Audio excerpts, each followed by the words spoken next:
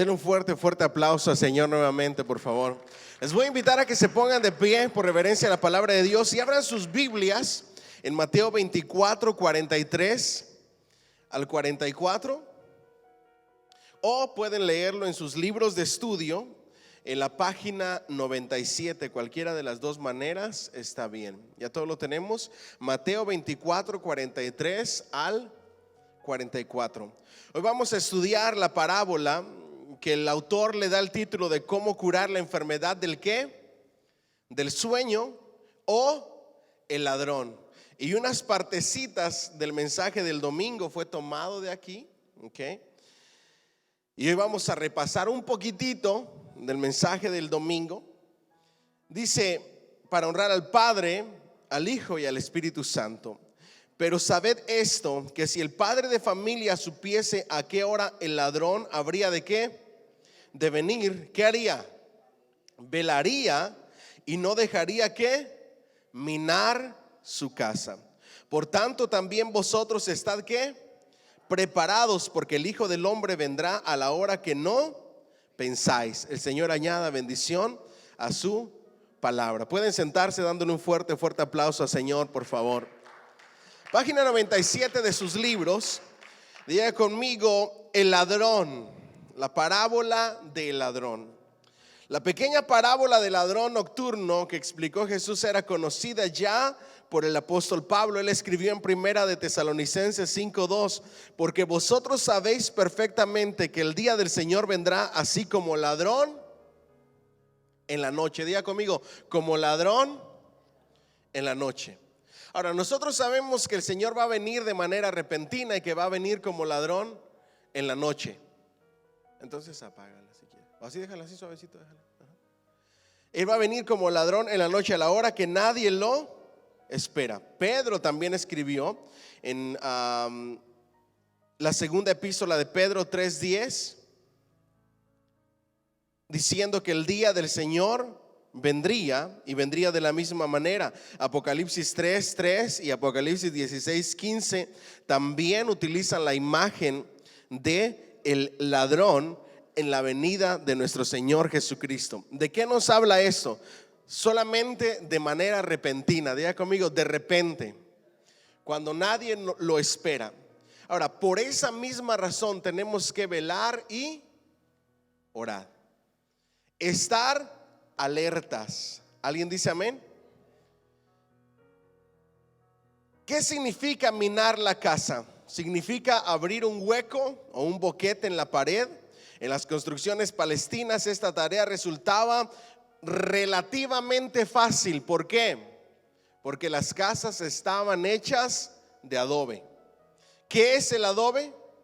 Una masa de barro moldeada en forma de ladrillo, secada al aire, y se utilizaba también la paja, ¿verdad que sí? Barro y paja. ¿Alguna vez alguien vivió en casa de adobe o fue a visitar a alguien en casa de adobe? Levanten la mano. No hay lugar más fresco que una casa de adobe, ¿verdad que sí? Hasta le han hecho coritos que dice bonita finca de adobe y que no sé qué tanto. Imagínense eso, ¿ok? Las casas en Palestina eran hechas, un corito secular, no vaya a creer que cristiano. Las casas eran hechas de adobe. Era una especie de ladrillo de barro mezclado con paja. Entonces era muy fácil abrir boquetes, abrir huecos y entrar a robar a esas casas. Por eso las personas tenían que estar cuidando sus hogares. ¿Vamos bien hasta ahí? Todos los pasajes del Nuevo Testamento que se refieren a este último día que viene como ladrón en la noche se dirigen a los que no creen, y por tanto no es para la venida del Hijo de Dios. Los hijos de la luz, los seguidores de Jesucristo, están preparados y no serán ¿qué? Sorprendidos. ¿Por qué no vamos a ser sorprendidos nosotros? Porque nosotros estamos en espera de su venida, de su regreso. A los que va a tomar más sorprendidos es aquellos que no están en la espera. ¿Me siguen hasta aquí? Entonces Jesús orientó originalmente este breve relato hacia una muchedumbre que desconfiaba de sus palabras y no creía que él fuese el Mesías prometido. La imagen del robo pretendía hablarles de la catástrofe inminente que se avecinaba. Ahora vamos a ver dos cosas aquí.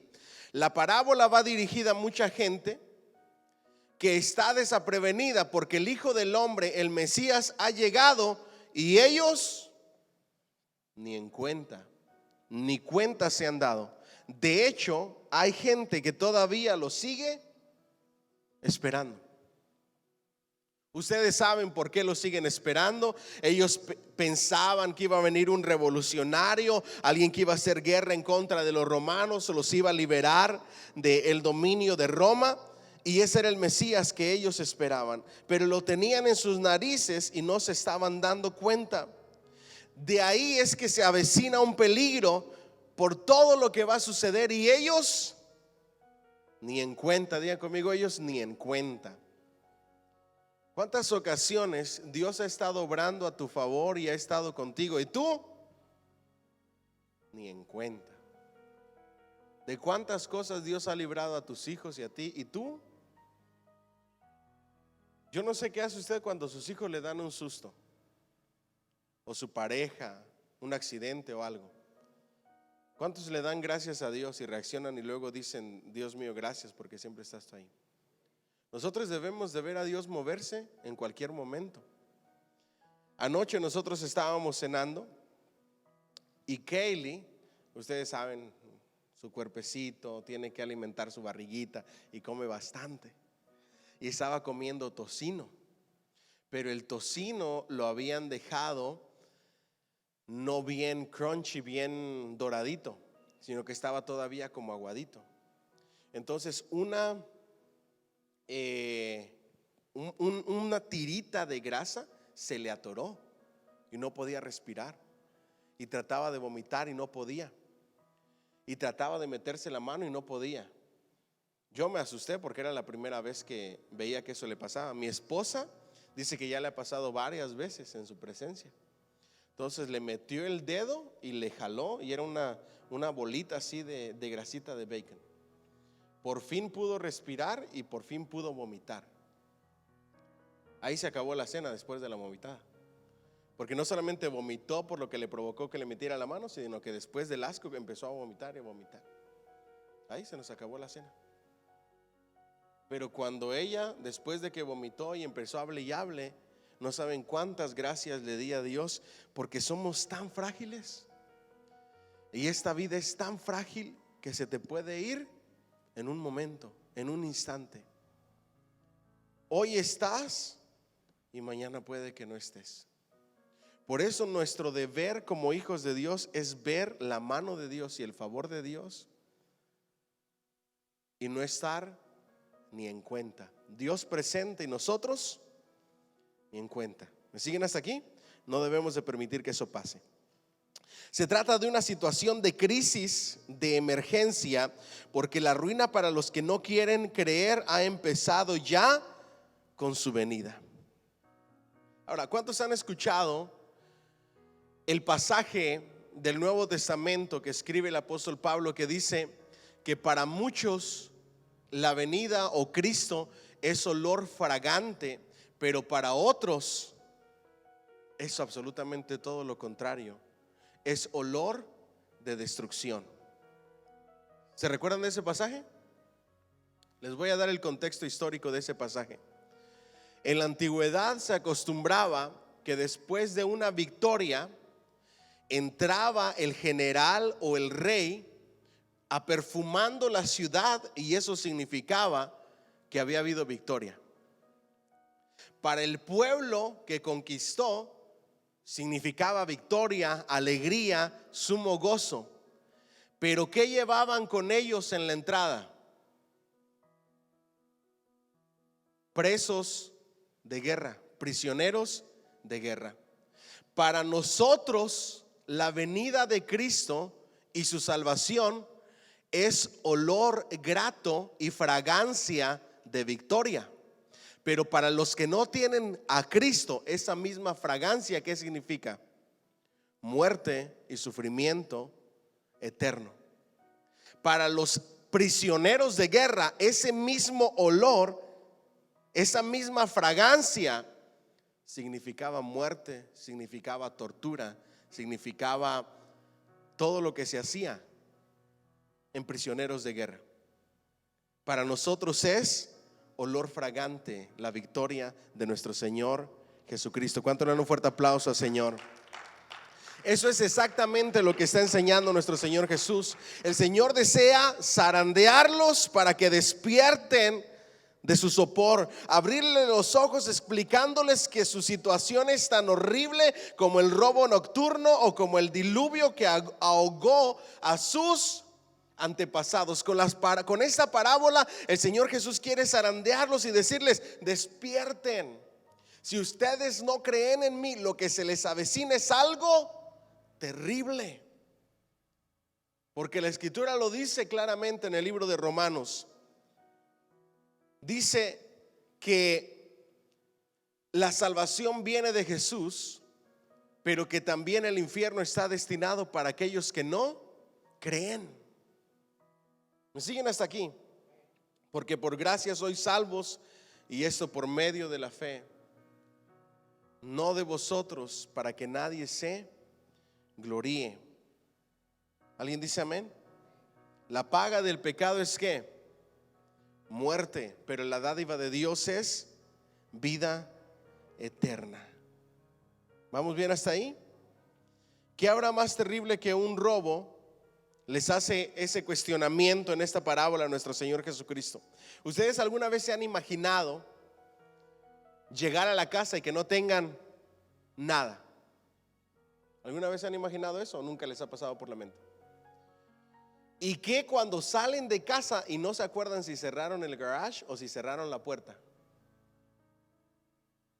Cuando vas de camino de regreso a casa y entras, lo primero que volteas a ver es tu tele, tus sillones, a ver qué hay o qué no hay. ¿Cierto o no es cierto? Imagínense cómo nos ponemos nosotros en el país de las posibilidades. Ahora imagínense en una tierra pobre, necesitada, en la antigüedad, donde costaba tanto conseguir las pocas o muchas pertenencias que se tenían en casa. El que terminara en la casa, el que regresaras y que le encontraras con un agujero porque alguien entró a robar, era lo peor que te podía suceder. No solamente porque tenías que arreglar la compostura de la pared que dañaron, sino porque te habían dejado sin nada. Y yo no creo que haya alguien que diga: llegamos sin nada y nos vamos sin nada, así es que no importa. Si me robaron, que me roben. ¿Me siguen hasta aquí? Entonces Jesús puso probablemente el acento en la llegada de repentinas catástrofes como su propia persecución y la de los discípulos, o la destrucción y la dispersión de la nación judía, el derrumbamiento del templo, etcétera. Jesús les estaba dando destellos de advertencias, diciéndole: su única salvación soy yo. Y es lo mismo que le dice a la sociedad de hoy en día, y por lo cual nosotros somos salvos. ¿Por qué? Porque no hay otro camino, no hay otra verdad, no hay otra vida, sino solamente Jesucristo. No hay otro nombre que pueda invocar la gente para salvarse, sino solamente Jesucristo. Van a venir catástrofes, van a venir crisis, pero en sus manos vamos a estar seguros si tenemos la promesa de que moraremos con Él toda la eternidad. ¿Cuánto dan un fuerte aplauso al Señor, por favor? ¿Quién es el que pone fin a las calamidades terrenales? Cristo, a través de su salvación y la vida eterna. Tanto desde una perspectiva como desde la otra, lo importante es resaltar la idea de la vigilancia y de la fidelidad. Diga conmigo: vigilancia y fidelidad. ¿Cómo debemos de vivir los cristianos, los hijos de Dios? Vigilantes y fieles. Voltea al que está a la pared y dile: no infieles, sino fieles. ¿Cómo se distingue a un infiel? Ahora me dicen que no saben. Un infiel abandona una cosa para seguir otra, abandona una persona para seguir otra. Un infiel abandona a Cristo para seguir las cosas mundanas. las cosas que satisfacen su carne? ¿Ha conocido algunos infieles usted? Seguro que sí. Hay muchos por ahí. La Biblia a ellos les llama apóstatas, aquellos que han negado su fe. Estaban con nosotros, pero no eran de nosotros. Porque si hubieran sido de nosotros, ¿qué hubiera pasado con ellos? Hubieran permanecido. El que permanece, está vigilante y es fiel, es el llamado que hace esta parábola. ¿Cuánto le aplauden bien fuerte al Señor, por favor? Eso fue el significado, el contexto. Ahora vamos a la aplicación en la página 99. Realmente nadie sabe nunca cuándo le van a robar, ni el día, ni la hora, ni tampoco la estación. Nadie sabe. Claro, los robos, ¿en qué meses aumentan? En los meses de vacaciones. Cuando la gente sale de su casa, ahí los robos aumentan. ¿Cuántos quieren saber cuál es la clave para que no te roben en tu vecindario? ¿Quieren que se las diga o no? Tiene que, primero, poner todo en las manos de Dios. Dos, tiene que la gente con su testimonio y con su predicación, tiene que saber quién es usted. Porque robarle a un cristiano no cualquiera le roba. Aún los ladrones le tienen un respeto a los cristianos porque saben que somos gente de bien. Y número 3, cuando entre por su vecindario, entre saludando a todo mundo. Años atrás a mí se me quedaba el carro abierto porque cerrabas la puerta, era una ven y se cerraba automáticamente, pero a veces se cerraba supuestamente y se volvía a abrir sola, estaba dañada. Y a veces salía y la ven abierta y teníamos pertenencias ahí. Le robaban al de al lado, le robaban al del otro lado, le robaban al de enfrente y a nosotros nunca, gracias a Dios, nos robaron. ¿Sabes por qué? Porque la gracia de Dios está contigo, porque te encomiendas en las manos de Dios todos los días, porque la gente sabe quién tú eres y porque saludas a todo mundo. Pero cuando entras con cara larga y a nadie saludas, eres el que más mal cae. ¿Cierto o no es cierto? No, ese nunca me saluda, va a ver cómo le voy a ir. ¿A quiénes debes saludar más? A los peores del vecindario, a los que sabes que se la pasan haciendo fechorías. Tienes que saludarlos. ¿Para qué? Para que no vandalicen tu casa, etcétera, etcétera, etcétera. ¿Vamos bien hasta ahí? Nadie parece estar preocupado por una situación así. Por eso resulta hasta cierto punto lógico que el padre de familia de la parábola fuese sorprendido por el ladrón de la misma manera que los contemporáneos del maestro, especialmente los judíos religiosos, tampoco esperaban que aquel nazareno que habían visto crecer fuese ni más ni menos que ¿quién? Que el Mesías de la promesa. O que los contemporáneos de Noé, que no habían visto nunca llover, no repararan seriamente en la posibilidad de un diluvio.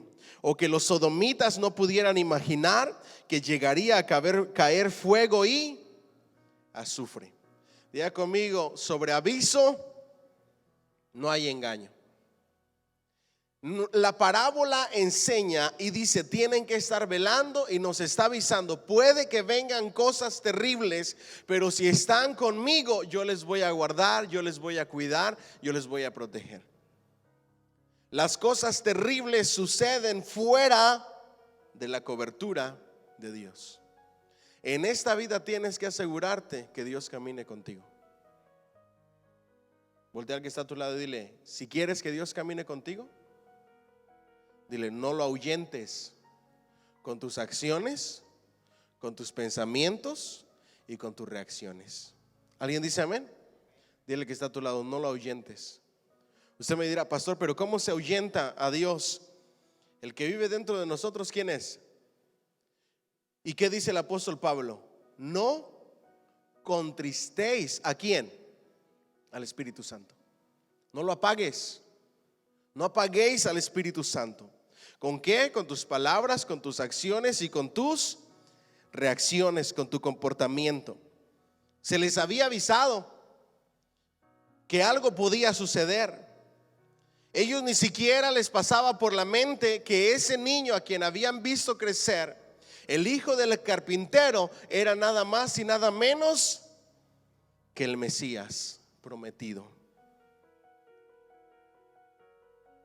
En el diluvio de Noé nunca había llovido y la gente, ¿qué hacía? Se burlaba. ¿Cómo crees que va a llover? Estás loco. Y al final murieron todos. Sodoma y Gomorra nunca se imaginaron que era posible que cayera del cielo fuego y azufre y quemara esas ciudades, mas sin embargo así sucedió. Si Dios está con nosotros, ¿quién contra nosotros? No hay nadie.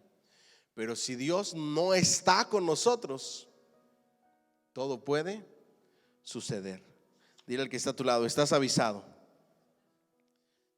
El principal problema que plantea la aplicación de esta parábola en nuestros días es el de cómo sacar de la cama a los cristianos, sacudir el sopor de una iglesia que duerme satisfecha, arropada entre las sábanas. Le proporciona la sociedad del bienestar. Diga conmigo, la sociedad del bienestar. Diga conmigo, el consumismo. Usted sabe que una de las principales cosas que aqueja a los habitantes de Estados Unidos es el consumismo. Es terrible. Y el consumismo nos aleja de las cosas espirituales. ¿Por qué? Porque cada día más queremos consumir más. Y para consumir más, ¿qué tenemos que hacer más? Trabajar más. Y si trabajamos más, ¿a quién ponemos en segundo plano? A Dios. ¿Qué clase de despertador hace falta para interrumpir el sueño y aspirar de una vez a los creyentes de la época hipermoderna? No sabemos si es que los despertadores no están funcionando correctamente o es que los durmientes disimulan y fingen no oírlos, pero lo cierto es que estamos padeciendo una auténtica epidemia de somnolencia, ¿qué? Espiritual, una persistente enfermedad del sueño producida por la mosca tsetse de la apatía y la desgana general. Diga conmigo, apatía, pereza, desgano, que aparece afectar a cristianos de todo el mundo occidental. Hoy hay tanta pereza hasta para servir a Dios que yo me quedo sorprendido. Hoy llegué al cuartito a agarrar el equipo, a instalar las cámaras y todo. El snack aventado. La canasta de los ujieres no en donde iba, sino arriba. ¿Por qué? Porque les costaba mucho mover el snack y ponerlo en su lugar. Entonces lo más fácil fue poner la canasta en otro lugar. Fíjese usted. Es increíble. Yo me quedé sorprendido. Las mochilas, como las canastas estaban ahí, nadie quiso moverlas, entonces las arrinconaron a la otra orilla. Si ve cómo es una es como un efecto dominó.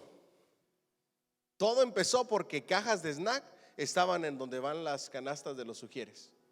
Entonces los ujieres encontraron un lugar en donde van las bolsas de Miria.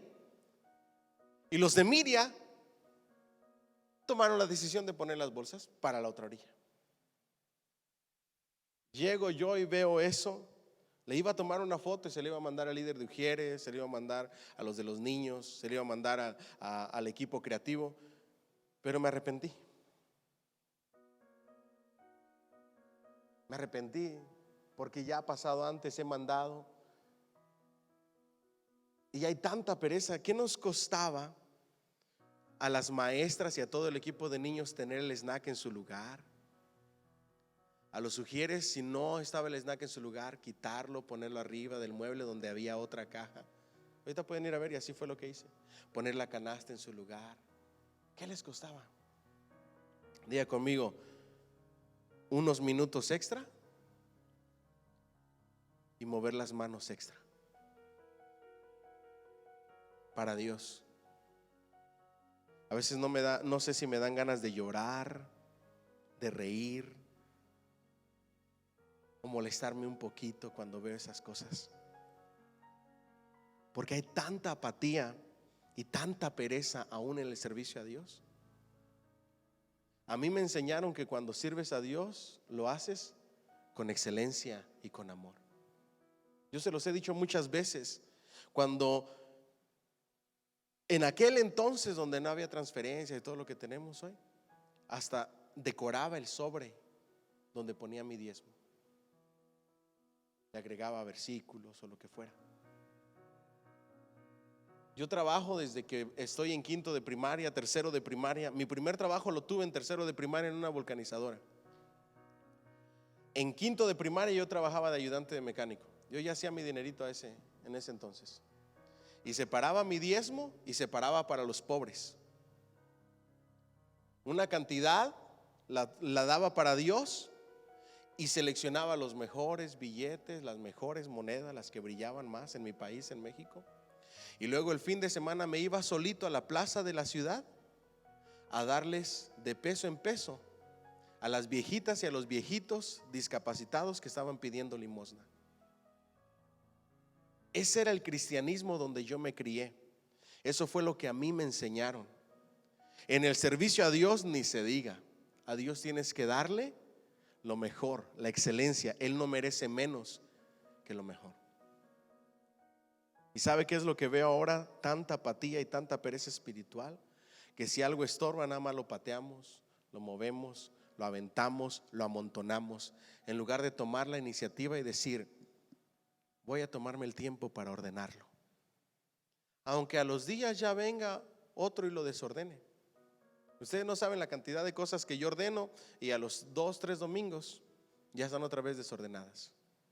Pero eso no importa, porque Dios te va a recompensar tu labor y tu servicio, y el que tú hagas las cosas con excelencia. Dile al que está a tu lado: tenemos que despertar y dedicarle un poquito más al Señor y hacer las cosas para Dios con excelencia y un poquito mejor y con más ganas, que no nos cueste. ¿Me siguen hasta aquí? Yo creo mucho en la calidad. La calidad te abre puertas. A veces hay cosas insignificantes que van a hacer una gran diferencia en lo que tú haces. Cuando tú le das a Dios lo mejor de lo mejor, tú vas a recibir lo mejor de lo mejor de parte de Dios. Denle un fuerte aplauso al Señor, por favor.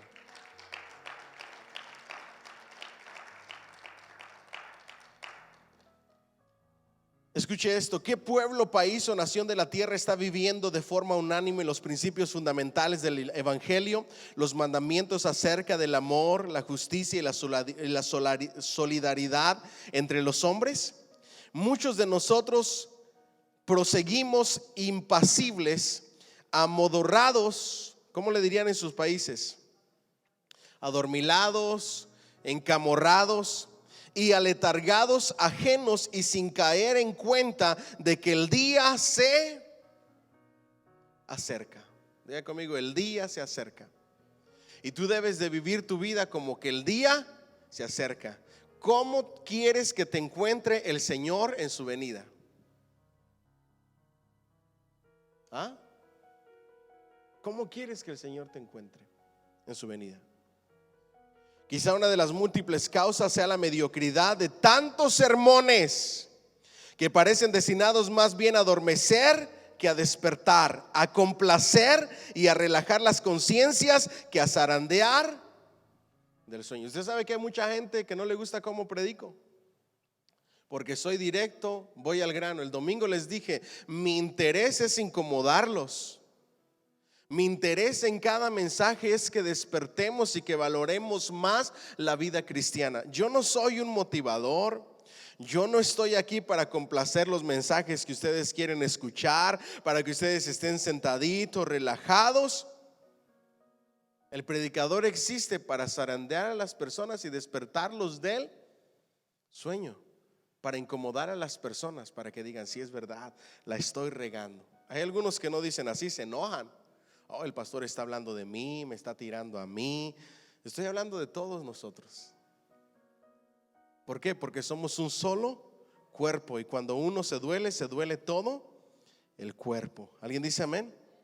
La prueba palpable nos la ofrece el ejemplo de los contemporáneos de Noé. ¿Qué hacían ellos? Comían, diga conmigo, comían. ¿Cuántas veces al día comes tú?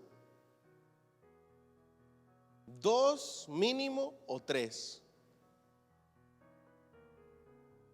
¿Cuántos pasan un día y no comen?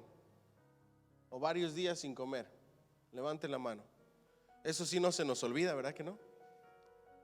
Para eso sí, mira, a nuestras horas. Si no comemos a nuestras horas, nos ponemos de mal humor, nos duele la cabeza. Ahí sí, mira, puntualitos. Comían, eso no se les pasaba por nada del mundo. Diga conmigo, bebían. Celebraban matrimonios, es decir, seguían con sus ocupaciones habituales hasta que llegó el diluvio y se los tragó a todos. Ellos en sus ocupaciones y el diluvio sucediendo. Los padres con sus ocupaciones y sus hijos perdiéndose. El esposo con su ocupación y la esposa desatendida o viceversa. Atendiendo nuestros asuntos y nuestra vida espiritual desatendida. Igual que en el diluvio. ¿Me siguen hasta aquí? Estaban dormidos en medio del torbellino del tiempo que los absorbió. Diga conmigo, el tiempo mal. ¿Cómo les digo esto? El tiempo mal priorizado nos consume. ¿Me siguen hasta aquí? Nosotros deberíamos de establecer prioridades y darle tiempo a lo que realmente vale la pena, a lo que es primero. ¿Saben qué es primero en nuestro tiempo y quién ocupa el primer lugar? Dios, mi relación con Dios. ¿Saben quién ocupa el segundo lugar en mi tiempo, en prioridad? Mi familia. Diga conmigo, mi familia. Matrimonio y familia. ¿Y saben quién ocupa el tercer lugar en mi prioridad de tiempo? La iglesia. Y después de ahí, todo lo demás. Si tú aprendes a establecer estas prioridades, diga conmigo, Dios, mi familia, mi iglesia y luego todo lo demás, vas a estar bien. Aprende a priorizar el tiempo. Página 101 para los que siguen la lectura, casi a la mitad del del segundo párrafo, perdón. Y lo que nos debe interesar es el momento presente, el hoy de la salvación. Diga conmigo, la salvación. El mostrar al mundo lo decisivo de la hora actual. Hay que anunciar la voz de Dios en medio de la llamada ciudad secular, y aconsejar a las criaturas que no endurezcan su corazón. En eso deberíamos de utilizar nuestro tiempo, hablarle a otros de Jesús, inquietar, advertirles, aconsejarles que no endurezcan su corazón. Mañana puede ser demasiado tarde, mañana puede que lo pierdas todo. ¿Ustedes han notado que hay gente que lo está perdiendo todo y finalmente busca de Dios? Y gloria a Dios por eso. Pero lo peor es conocer a gente que lo está perdiendo todo. Está perdiendo familia, está perdiendo matrimonio, está perdiendo empresa, está perdiendo trabajo, está perdiendo todo. Y ni aún así se acercan a Dios. Ese debe de ser nuestro consejo. Aconsejarle a las personas que no endurezcan sus corazones y que busquen de Dios. Conviene recalcar que cuando el ser humano se deja seducir, ¿por quién? Por lo efímero, lo pasajero, lo superficial, sus ojos se vuelven ¿qué? Míopes para distinguir los mejores senderos de la vida. Nosotros como personas corremos ese riesgo. Nos dejamos, en mi país decimos, nos dejamos enlelar. Nuestros ojos se enfocan tanto en lo efímero, en lo pasajero, en lo superficial, que nos volvemos miopes y dejamos de distinguir los mejores senderos. ¿Han escuchado esa reflexión sobre papi, ¿cuánto ganas la hora? Una tremenda verdad. Hay papás que no ven a sus hijos en toda la semana. Cuando ellos salen al trabajo es tan temprano que sus hijos están dormidos. Y cuando salen del trabajo es tan tarde que sus hijos ya están en la cama dormidos. No ven a papá, no ven a mamá.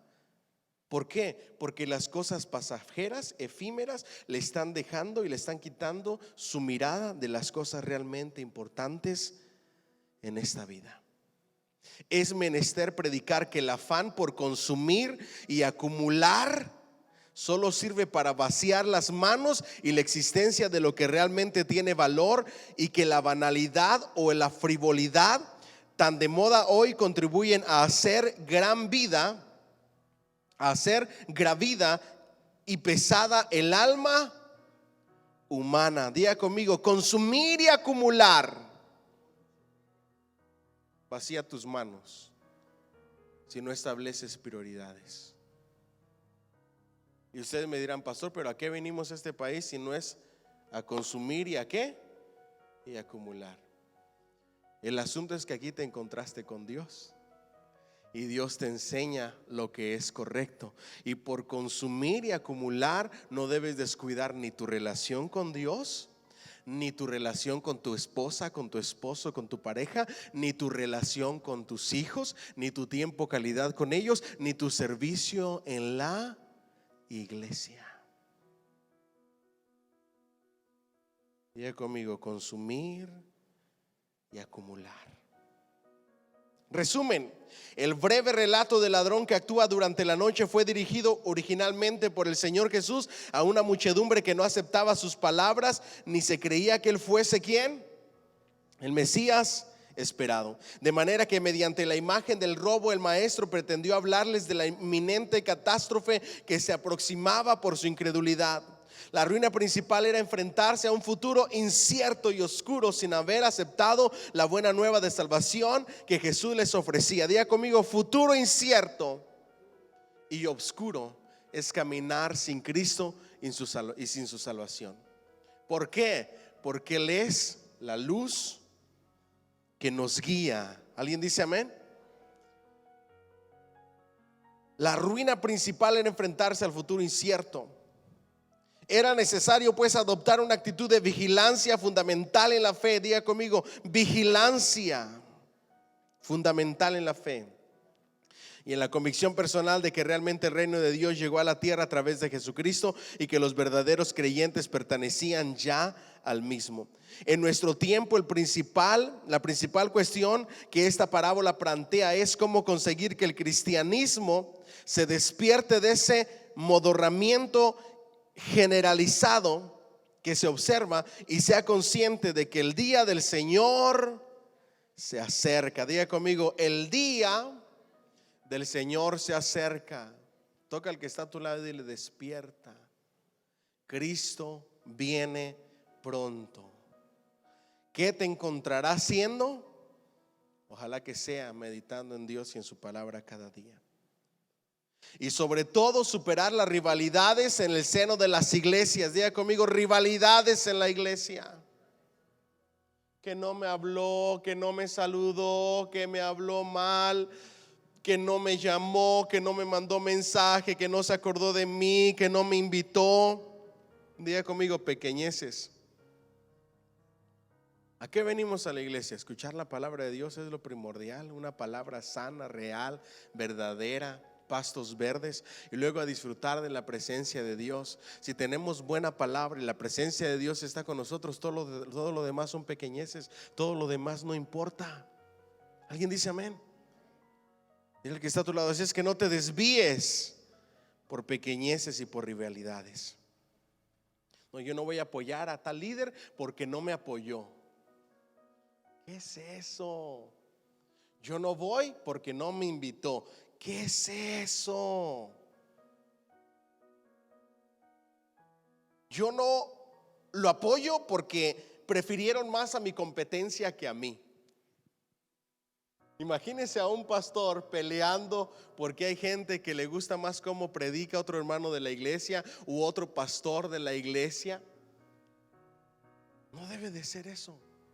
No debe de haber rivalidades. La iglesia tiene que entender esto. Escuche esto. La iglesia siempre debe de ser una iglesia que suma y multiplica. La iglesia no conoce o no debería de conocer ni la resta ni la división. En la iglesia nadie resta, todos suman y multiplican. En la iglesia no debe de haber división, solo suma y multiplicación. ¿Alguien dice amén? Así es que si viene alguien mejor, gloria a Dios, porque suma y multiplica. Que llegue otro mejor predicador, gloria a Dios. Que llegue otro mejor cantante, gloria a Dios. Que llegue otro mejor ministro de alabanza, músico, gloria a Dios. Que llegue otro maestro mejor que yo, gloria a Dios. ¿Por qué? Porque suma y multiplica. Ustedes y yo tenemos que saber que nuestra autoestima se basa en que todos somos miembros del cuerpo de Cristo y cada uno es. No se saben el resto, no me asusten. Diga conmigo, particular. Díganlo más fuerte, particular, único, especial, con una función dedicada. Y cada uno de nosotros, por más que seamos, por más gente que se agregue, seguimos siendo únicos, particulares y con una función específica en el cuerpo de Cristo. ¿Cuánto le dan un fuerte aplauso al Señor, por favor? Cuando esto se consiga, estaremos despertándonos del sueño y de la actitud de vigilancia recomendada por el maestro será una realidad eficaz y estimulante. Amén. Siguiente parábola, abran sus Biblias por favor, en Mateo 24, 45 al 51. Es la parábola del siervo fiel y el prudente. El autor le da el título de máxima puntualidad a la hora de comer. ¿Quién es pues el siervo fiel y prudente, al cual puso su señor sobre qué? Sobre su casa, para que les dé alimento a quién? A tiempo. Bienaventurado aquel siervo al cual cuando su señor venga le halle ¿qué? Haciendo así. Miren esto que está súper interesante. De cierto os digo que sobre todos sus bienes ¿qué? La recompensa. Pero, diga bien fuerte, pero si aquel siervo malo dijera en su corazón, mi señor ¿qué?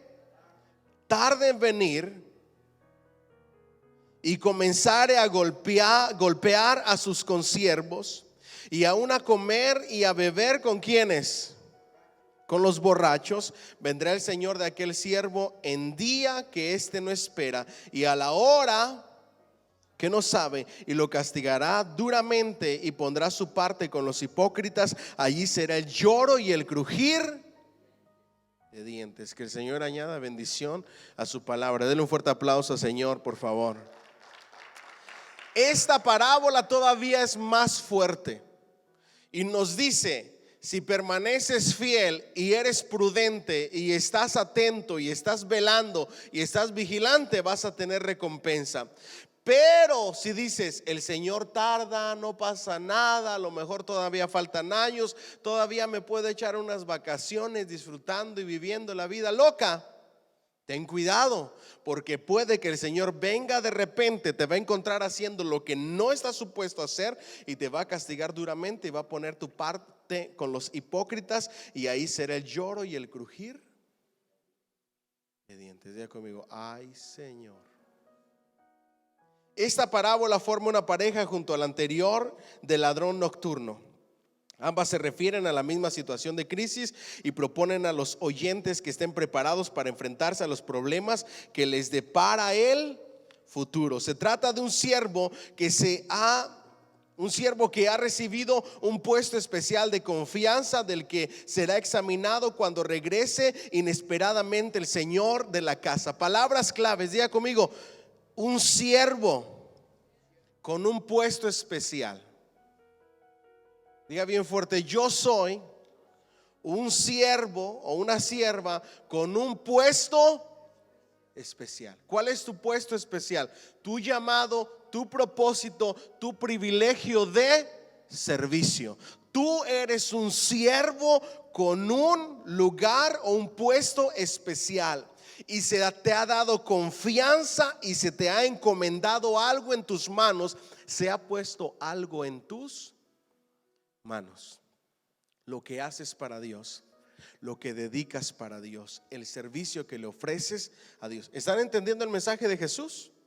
Diga conmigo, siervo soy. Diga bien fuerte, con un puesto especial, con la confianza de Cristo en mí, por el privilegio que Él me ha dado. ¿Alguien dice amén? Pero, diga bien fuerte, pero llegará el día en que seré examinado. Diga conmigo, examinado. Pablo lo dijo de otra manera. ¿Acaso no saben que todos compareceremos ante el tribunal de Cristo para juzgar a cada uno según sea su obra, sus obras, sea buena o sea mala? ¿Ustedes creen que lo que les digo es solamente por molestarlos? Se los digo por su bien y lo aplico a mi misma vida. Cristo en determinado momento nos va a examinar la labor y el trabajo que hicimos. Se los he dicho muchas veces y se los quiero volver a repetir. Cuando yo llegue a la presencia de Dios, yo quiero escuchar esas palabras que me digan: buen siervo y fiel. En lo poco fuiste fiel, en lo mucho te pondré. Entra a tu reposo eterno. Yo no quiero escuchar el siervo inútil. ¿Cuántos quieren escuchar el siervo inútil? No, yo quiero escuchar buen siervo y fiel. En lo poco fuiste fiel, has sido examinado, en lo mucho te pondré, día conmigo, recompensa. Todo lo que tú haces para Dios en tu llamado, tu propósito y tu privilegio de servicio, Dios lo examina y Dios lo ve. Por eso tienes que hacer las cosas dándole lo mejor al Señor y haciéndolo con excelencia. ¿Alguien dice amén? Déselo fuerte ese aplauso al Señor. Dale lo mejor al Señor. Quizá el pastor no te examine, quizá el líder no te examine, pero hay alguien que sí te examina y es el Señor. Cuando regrese inesperadamente el Señor de la casa, si su conducta fuera la adecuada, sería honrado todavía más. Diga conmigo, honrado. ¿Por qué? Por la conducta adecuada. Digan conmigo, conducta adecuada. Tu conducta se debe de reflejar primeramente en tu casa, con tu pareja, con tus hijos, en tu trabajo, en la calle, en la iglesia y en todo lugar. Diga conmigo, conducta adecuada. Acaba de suceder un shooting en la ciudad de Loganville. ¿Hace cuántos días, baby? El domingo.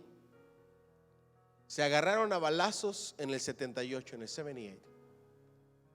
La razón: una persona le disparó a la otra. La razón: el manejar mal.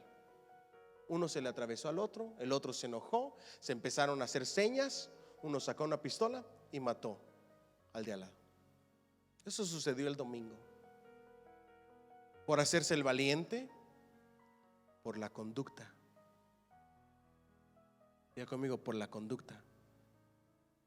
La conducta no es cosa de juego. No es si tengo o no pantalones. No es que a mí nadie me saca el dedo ni nadie me hace señas. También sucedió otra historia, otra noticia, donde sucedió exactamente lo mismo. Se enojaron mientras iban manejando, se empezaron a hacer ademanes. Uno sacó una pistola, venía atrás, le disparó al que iba enfrente y le pegó en la cabeza a la niña, a una niña que iba en el carro. Perdió a su hija, el papá o la mamá, por la conducta. Puedes perder a tu matrimonio, tu familia, a tus hijos, tu trabajo. Diga conmigo, por la conducta, por tus acciones. De eso nos habla esta parábola. ¿Cuántos dicen amén? Si su conducta fuera la adecuada, sería honrado todavía más. ¿Cuántos creen que aún la sociedad honra y pone en alto a los que tienen buena conducta? ¿Cierto que sí? Lo hace Dios y lo hace la sociedad. Te dan privilegios, te dan honor, te ponen en alto cuando tu conducta es adecuada y es buena. Viene la honra tanto de parte de Dios, aún de la sociedad. Pero si su comportamiento, diga conmigo, comportamiento, se tornara negligente por pensar que la demora del amo es una excusa para abusar de su poder, diga conmigo, el abuso del poder en el comportamiento, en la conducta, maltratar a los demás, diga conmigo, el maltrato a los demás, eso incluye pareja, hijos, compañeros de trabajo, hermanos de la iglesia, eso incluye el prójimo. Tú no debes de abusar de tu poder y no debes de maltratar a nadie sin importar su color, su raza, su país. Nadie es inferior que tú, todos somos iguales delante de Dios. Ni un amén, santo. Dedicarse a la vida de ¿qué? De placer. Ni qué hablar de eso. Entonces se haría merecedor de ¿qué? De un duro castigo. Diga conmigo, un duro castigo, si se vive de esa manera. Contexto, página 104 de sus libros, casi al final. Seguramente los primeros receptores de la parábola pensaron en algunas personas que estaban ocupando cargos de cierta relevancia, como los escribas, los fariseos y los sumos sacerdotes, que al fin y al cabo eran los que se sentaban en la cátedra de Moisés, y a quienes se les había confiado las llaves del reino de los cielos. Una vez más, las parábolas se utilizan para poner en evidencia la infidelidad de los jefes religiosos de Israel, contemporáneos de Jesús. Diga conmigo, siervos infieles, los que tenían las llaves del reino de los cielos. Y hoy en día, ¿quiénes tienen las llaves del reino de los cielos? La iglesia. Con el mensaje del evangelio. Con el mensaje del evangelio se abren las puertas del cielo para la salvación de las personas. Tenemos que cumplir la responsabilidad de siervos al predicar la palabra de Dios. ¿A quién va dirigida en su contexto? A los que deberían de ser ejemplo, los líderes religiosos. Aquí voy a hablar en la aplicación de dos personas: de ustedes como iglesia y de mi persona como pastor. ¿Ok? ¿Están listos? All right, vamos adelante entonces.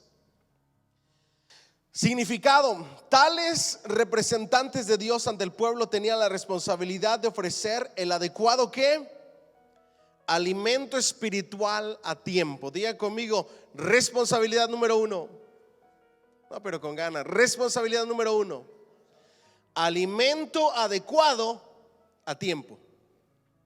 Y esta responsabilidad es para ustedes y es para mí.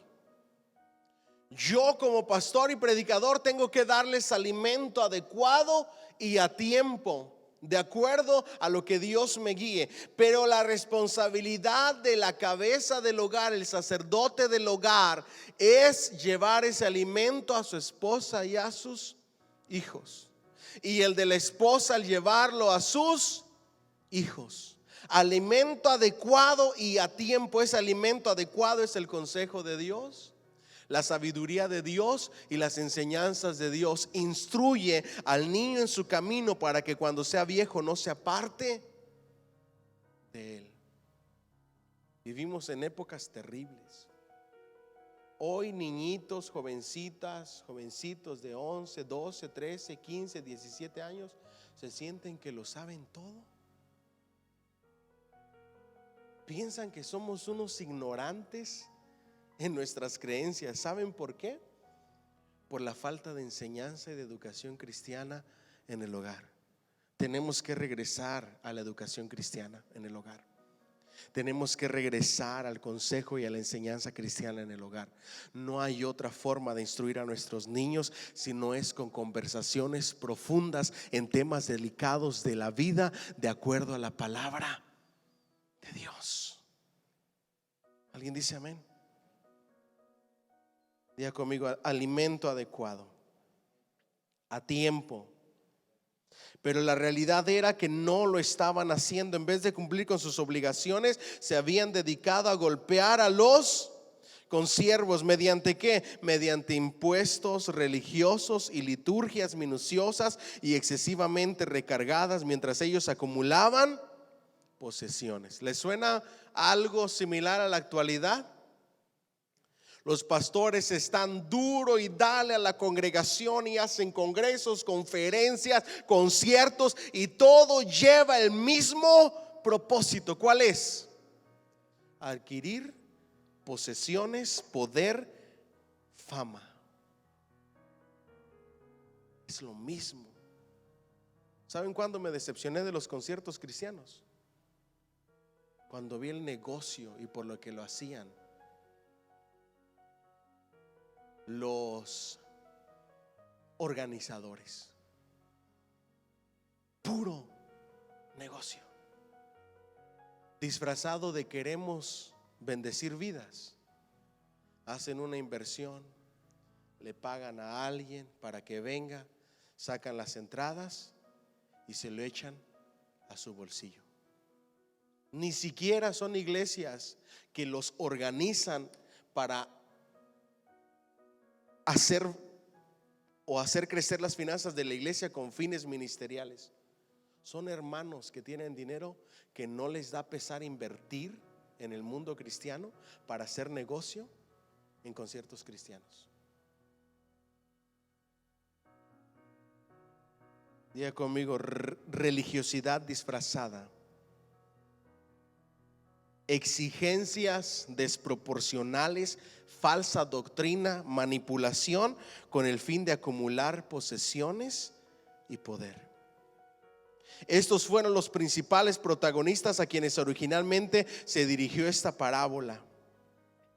Cualquier cristiano discípulo de Cristo podía personificar el papel del siervo fiel y prudente o del malo. Pregúntale al que está a tu lado: ¿quién eres tú? ¿El siervo fiel, prudente, que espera el regreso de Cristo, o el malo que dice, bueno, Cristo tarda, si es que en mi país decimos, vamos a darle vuelo a la hilacha, lo que no agrada a Dios? Vamos a hacer negocio con la iglesia, vamos a comprar propiedades, vamos a sacarle la lana, el jugo, hagamos congresos, hagamos conferencias.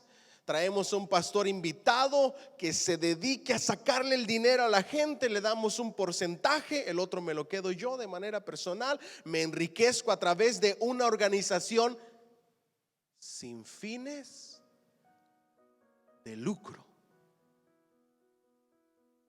¿Me siguen hasta aquí?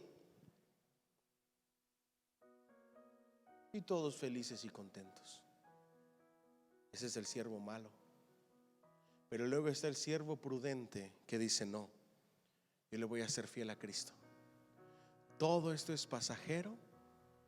Un día el Señor me va a pedir cuentas, un día el Señor me va a examinar, y yo quiero que Él me pase por el fuego y sea hallado listo para mi recompensa. ¿Cuánto le dan un fuerte aplauso, Señor, por favor? ¿Quién eres tú? Dile al que está a tu lado, ¿el bueno o el malo? Cualquier miembro de la iglesia podía confiar en la veracidad de la perusia, el regreso glorioso de Cristo, y vivir esa espera de manera responsable, o por el contrario podía pensar, mi Señor tarda en venir, y entregarse a una vida inconsciente de injusticia y desenfreno. ¿Por qué? Porque la iglesia primitiva, los oyentes de esta parábola de la mano de Cristo y luego de los apóstoles, esperaban el regreso de Cristo inminente en esa generación. Pero se iban haciendo viejos y venían las preguntas a su mente: ¿y qué tal si no viene? ¿Y qué tal si nos equivocamos? ¿Y qué tal si no es cierto? Y comenzaba a su fe a desfallecer. Vivir una actitud de vigilancia activa es lo que deberíamos de hacer, cumpliendo de manera inteligente y prudente la misión que habían recibido. Diga conmigo, inteligentes y prudentes. Si ustedes pudieran llevarse esas dos palabras de enseñanza hoy, la vida nos cambiaría por completo. Digan bien fuerte, inteligentes y prudentes. Y la más importante de ellas, ¿cuál es? Dile al que está a tu lado, la prudencia. La prudencia. La prudencia te va a ahorrar muchísimos dolores de cabeza. Sé prudente, astuto como las serpientes, pero manso como las palomas. Amén. La aplicación, página 105. Es posible que en la mente se generen preguntas que jamás llegan a verbalizarse, pero están ahí. Cuestiones muy semejantes a las que se produjeron en la iglesia primitiva. Escuche, porque eso le puede suceder a ustedes y me puede suceder a mí. Estos cuestionamientos y estas dudas que siembra el enemigo en la mente de las personas para apartarlos de su fidelidad a Cristo. ¿Dónde está la promesa de su advenimiento? Escuche eso. Ese es el diablo en su mente. ¿Realmente va a volver Jesús? ¿Será verdad que resucitaremos algún día? Y comienza a meter la duda. ¿No está tardando el Señor demasiado en venir?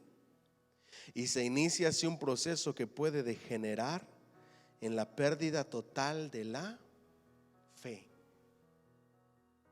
Esas preguntas, esos cuestionamientos y esas dudas te van a hacer o te pueden hacer perder tu fe y volver atrás.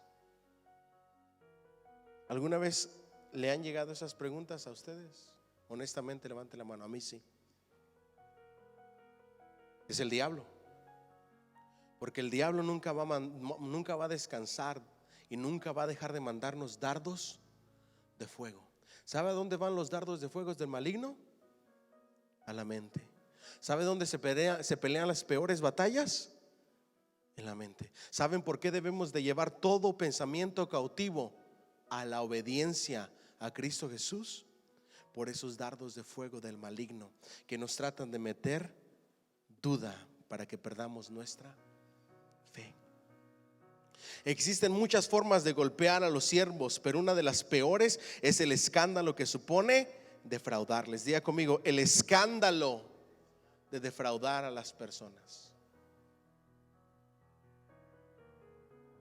Eso es el peor golpe que un líder, que un pastor le puede dar a una iglesia, el defraudar a los congregantes. Vamos a ver algunas formas de defraudar a los congregantes. Primero dice, comer y beber implica reconocer solo aquello que sacia nuestros apetitos materiales. ¿Olvidarse de qué? De lo espiritual. Comer y beber, apetitos materiales, consumismo, secularismo, olvidarse de lo espiritual. Muy apenas te queda aliento para lo espiritual, cuando debería de ser lo principal. De lo trascendente, de lo que nos distingue de los irracionales, perder la esperanza de que después de la vida física existe otra prometida por ese Señor que parece que retrasarse. Embriagarse en los placeres de este mundo. En ocasiones, bajo la apariencia de estar sirviendo al pueblo de Dios, se esconden los más miserables intereses personales. Ya les hablé a ustedes, ahora nos vamos a hablar a ambos, a ustedes y a mí como pastor. Detrás de la excusa de dar alimento ¿qué? Espiritual a los demás, existe una hipocresía descarada que manipula la conciencia en beneficio ¿qué? Propio.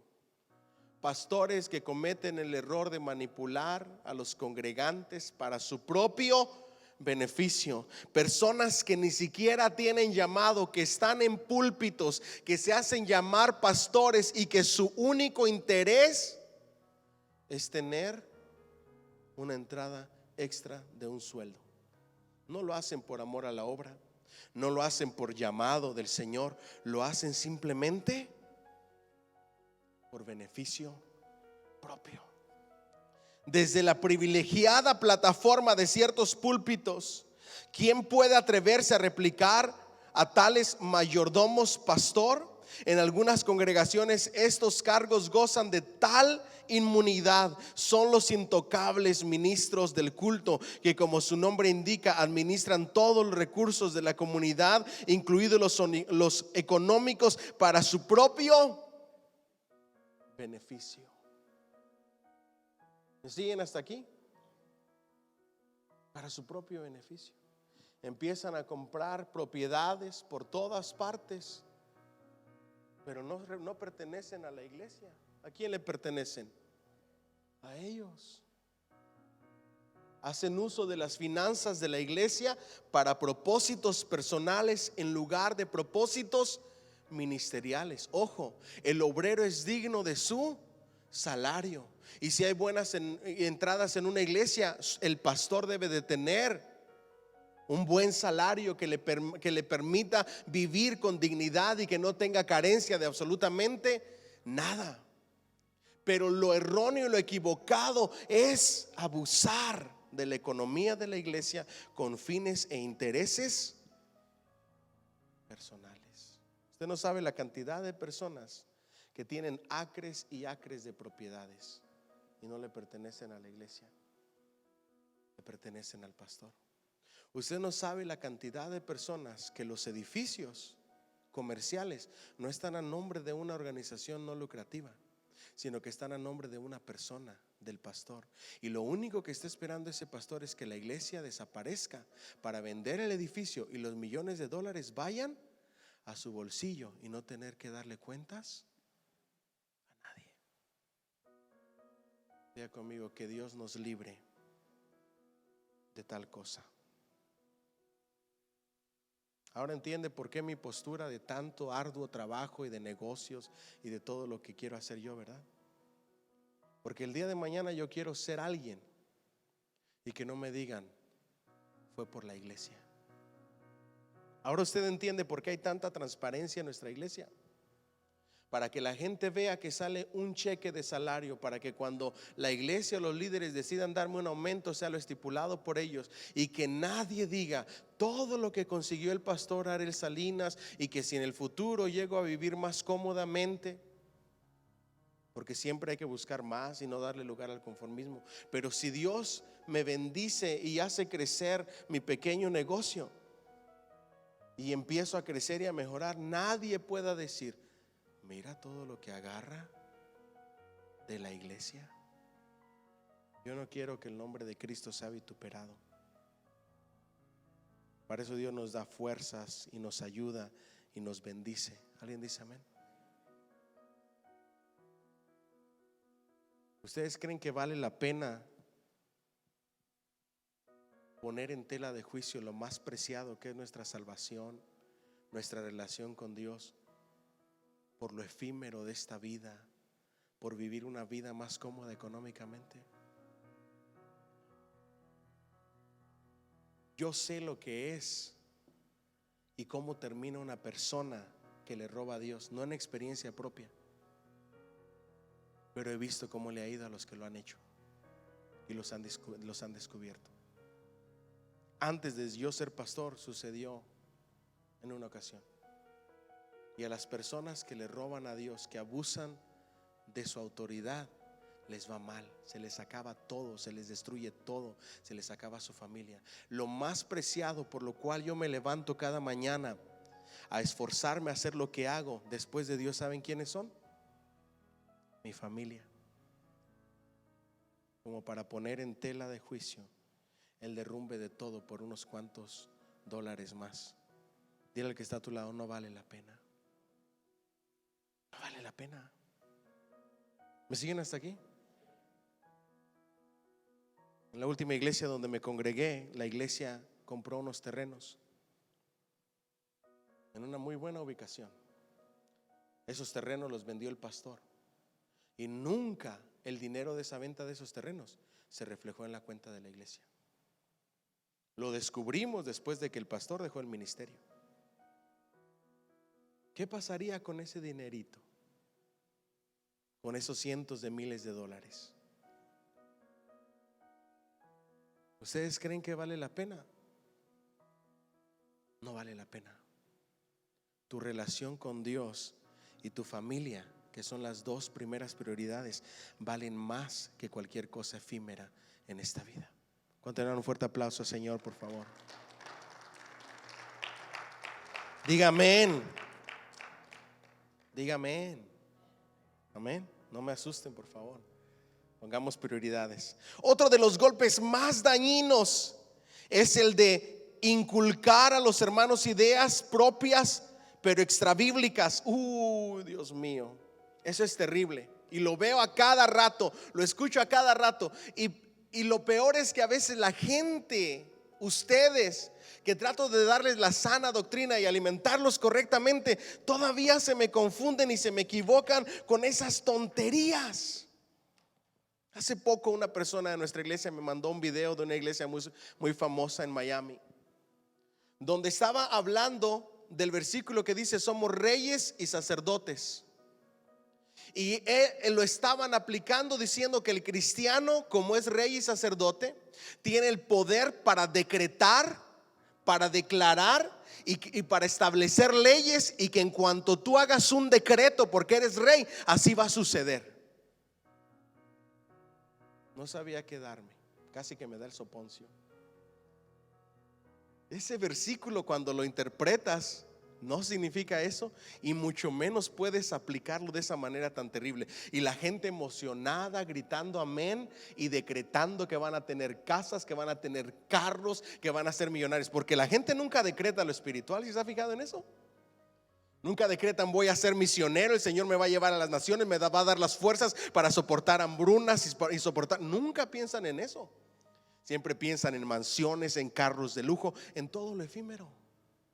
Ese es el mundo en el que vivimos. Ideas propias, extrabíblicas, pseudoteologías personales que no pueden apoyarse seriamente en la doctrina del evangelio y que sirven para afianzar o mantener el control y el estatus de ¿quién? Alguien más me mandó otro video de otra iglesia. Yo no sé por qué las más famosas en ese aspecto están en Miami. Otra iglesia diferente también de Miami, que decía: yo quiero que ustedes sean millonarios, ustedes tienen que invertir aquí y aquí y acá. ¿Por qué creen ustedes que el pastor hace tanto énfasis en que sus congregantes sean millonarios? No, pero especifica: tienes que ser millonario y fiel. Tienes que traerle a Dios lo que es de Dios, porque si no, al pastor no le sirve de nada. Un montón de millonarios infieles que nunca traen sus diezmos, imagínense. ¿De qué le sirven al pastor? Todo lo que tú ves en la palabra de Dios es convicción. Nadie te va a obligar, ni nadie te debe de manipular. Tienes que hacerlo por mero amor a Dios, gratitud a Dios y obediencia a la palabra de Dios. ¿Cuántos dicen amén? Le dan un fuerte aplauso, Señor, por favor. Lo que se predica en ocasiones no es el mensaje de Jesucristo, sino el nuestro ¿qué? Particular. La peor de las borracheras es la del orgullo, la que se produce bebiendo el especial cóctel del anhelo de poder y la ansia de prestigio y fama. ¿Se ha dado cuenta que hoy todo el mundo quiere ser famoso? Todos quieren views en YouTube. Todos quieren, ¿cómo se dice? Monetizar sus videos en Facebook y en YouTube. A mí me da ay, Dios mío, una molestia, pero no así que tú digas, no, una molestia. Mi niña ve, Kaylee, de 3 añitos, ve videos como el de Ryan Toy Review. Él fue el primero que empezó, famosísimo, millonario. Ahora hay una cantidad de gente grabando cómo juegan con sus hijos, pero no es por el amor de jugar con sus hijos o porque quieren disfrutar a sus hijos, sino con el fin de sacar dinero a través de jugar con sus hijos. Me da tanto dolor y tanta tristeza. Ahora la gente se graba todo a ver si saca algún beneficio de algo. Juegan con sus hijos para ganar dinero, no por amor o por pasar tiempo calidad. Es increíble.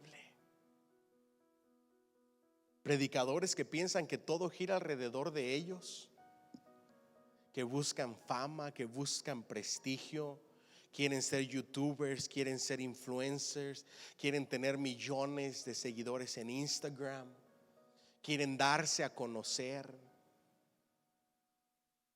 Lo único que yo quiero y que usted debería de querer es que el nombre de Cristo sea conocido. Yo ni a Instagram llego, nunca lo uso, ni las claves me sé. El Facebook, porque soy como ustedes, ya un poquito más de edad, es el que sé manejar más. Nuestro interés no debe de ser conocidos, sino dar a conocer a Cristo, el Salvador, y lo que Él hizo, su bendito sacrificio. ¿Alguien dice amén? Y no buscar fama, prestigio. A mí me da tanta lástima cómo la gente se desvía por el dinero y por la fama. Hay personas que hasta de ansiedad y de depresión se enferman porque se ponen exigencias tan grandes. Mi video tiene que llegar a tantos views y tengo que tener tantos likes. Si la gente no tiene likes, no disfruta la vida hoy en día. Es increíble. Usted sabe que hay gente que se ha enojado conmigo porque no me enteré de una situación que pasó, y se atreven a decirme: pastor, lo posteé en Facebook. And I'm like, what? ¿Tú crees que yo me la vivo en Facebook o qué? Ando tan ocupado, y el tiempo que estoy en Facebook estoy viendo videos que me ayudan a crecer. No le voy a decir que no veo videos chistosos, veo videos chistosos. Me gusta uno que habla mucho de los whitexicans, de los fresas, y luego hace parodias acerca de ellos.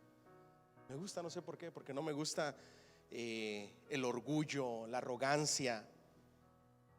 Pero usted tiene que entender que no la vivimos en Facebook, y que si usted lo pone en Facebook, no todo el mundo se va a enterar. Y si da la casualidad que estoy en Facebook y vi algo bonito, le voy a dar un love, le voy a dar un like. Pero si no le da un like el pastor a su publicación, quiere decir que no se enteró y no la vio.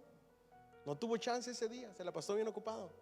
Igual sus seres queridos o sus familiares. Pero hoy la gente reclama likes y reclama views, en lugar de reclamar lo que verdaderamente vale la pena, que es amor, disfrute.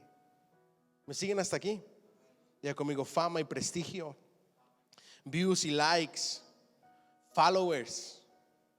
Diga: ay, Señor. Hasta revisan quién le dio like y quién no le dio like. Yo sé que ustedes no son así. Esa es la gente que está obsesionada con las redes sociales. Aquí no hay. ¿Cuántas congregaciones evangélicas han sido destruidas por culpa de mayordomos malvados que se sirvieron de ellas? ¿Hasta qué? ¿Hasta aniquilarlas? Qué tremenda responsabilidad es haber pasado la vida golpeando a los consiervos. Para el Señor Jesús, sin embargo, la actitud de vigilar consiste en dar el alimento a tiempo, predicar la palabra precisa en el momento que se necesita, saber curar las heridas del alma con el bálsamo adecuado, extraído laboriosa y pacientemente de la palabra de Dios, darle la máxima importancia al púlpito cristiano. Sentir temor y temblor cada vez que se abre la boca para hablar del nombre del Señor. Conseguir total transparencia de las gestiones administrativas. Hacer de la vida privada y familiar el mejor de los mensajes. Entender que la espera vigilante es una tarea a realizar. Diga conmigo: un ejemplo de vida. Ustedes como hijos de Dios, cristianos, vecinos, familiares, y yo como pastor, como papá, como esposo, etcétera. Yo se los he dicho muchas veces: el día en que mi esposa o mis niñas dejen de seguir a Cristo por mi culpa, ese día yo me retiro. Mi primer ministerio debe de ser mi familia y el apoyo de ellas. El día en que mi familia rehúse apoyarme, es porque algo anda mal en mí. Ese día yo me retiro. porque no vale la pena. ¿Me siguen hasta aquí? Los primeros que deben de acudir a seguir a Cristo es tu familia, como dijo Josué. Yo no sé ustedes, pero mi casa y yo serviremos a Jehová. Debe de ser un gozo y un deleite servir a Dios. ¿Alguien dice amén? Cierro con esto. Algunas preguntas para meditar en el resumen. ¿Acaso no triunfa en la actualidad el hedonismo materialista de comer, beber y emborracharse sobre la dimensión espiritual y trascendente que supone la actitud de vigilancia? Yo quiero que usted se lleve esto en su mente. Así como no se le olvida comer, no se le debe de olvidar cultivar su vida espiritual. Leer la palabra de Dios, meditar en la palabra y hablar con Dios. Amén. Así como nunca se le pasa a dormir. ¿A cuántos se les pasó en esta semana dormir? Un día esta semana no durmieron. Se les pasó, se les olvidó dormir. Estaban demasiado ocupados para dormir. Así debería de ser cuando cultivas tu vida espiritual. ¿Me siguen hasta aquí? Es que no es verdad que ciertos líderes continúan maltratando al pueblo de Dios por medio de la manipulación, el orgullo y el personalismo narcisistas. Ustedes saben qué es el narcisismo, ¿verdad? Solo yo, solo mi imagen, todo para mí, valgo yo, todo gira alrededor de mí. Ese es el narcisismo. Soy yo, después yo, después yo, después yo. Detrás de la religiosidad queremos los créditos. Las palabras de Jesús acerca del siervo fiel prosiguen resonando hoy para persuadirnos a la vigilancia activa, para que aprendamos a reconocer la importancia y la responsabilidad que tenemos como mayordomos escogidos. Diga conmigo, mayordomos y siervos escogidos somos, para que cada vez que pronunciemos su nombre lo hagamos ¿con qué? Con respeto, con temor y temblor, porque los pies de los siervos del maestro siempre están pisando suelo santo. Siervos que se nos ha confiado algo y que se espera algo de nosotros para darnos recompensa, pero que se nos va a examinar y que más vale que no nos desviemos y que el nombre de Cristo y de Dios siempre sea utilizado con respeto. ¿Alguien dice amén? A eso se refiere esta parábola. ¿Eres un siervo bueno o un siervo malo? ¿Uno que espera haciendo y cumpliendo con su deber, o uno que dice al final tarda, le voy a dar vuelo a la hilacha, le voy a dar rienda suelta, voy a hacer lo que a él no le agrada y al final será el castigo, el lloro y el crujir de dientes? Póngase de pie, denle un fuerte aplauso al Señor, por favor. Diga conmigo, wow. Está tremendo. Les digo que no hay forma de resumir. Yo quisiera, se los digo de verdad, ¿alguien por curiosidad ha buscado videos de YouTube de este escritor? Yo lo hice. Ustedes saben que yo soy bien curioso, yo lo hice. Yo digo, si así como escribe predicara, wow, que sería tremendo.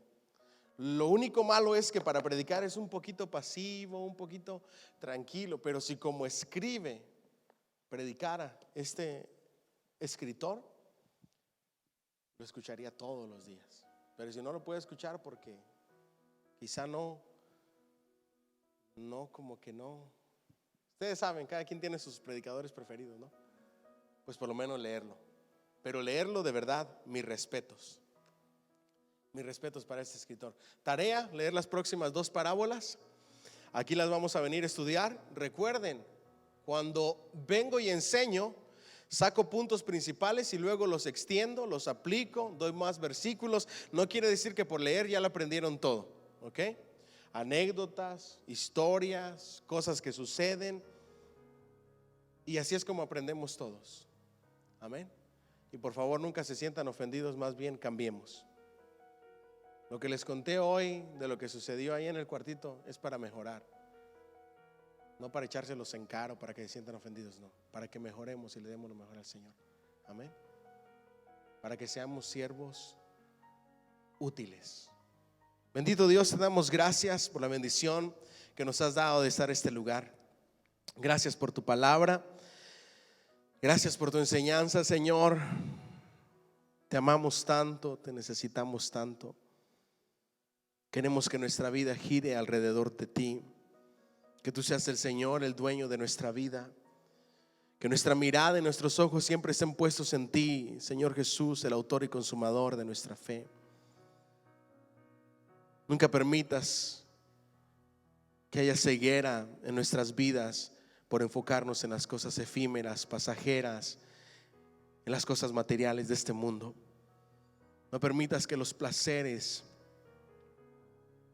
el poder, la fama, el prestigio, el maltrato a otros nos hagan desatender tu obra, Señor. Esperamos tu regreso y estamos ansiosos de verte, Señor, en las nubes y de encontrarte, Señor,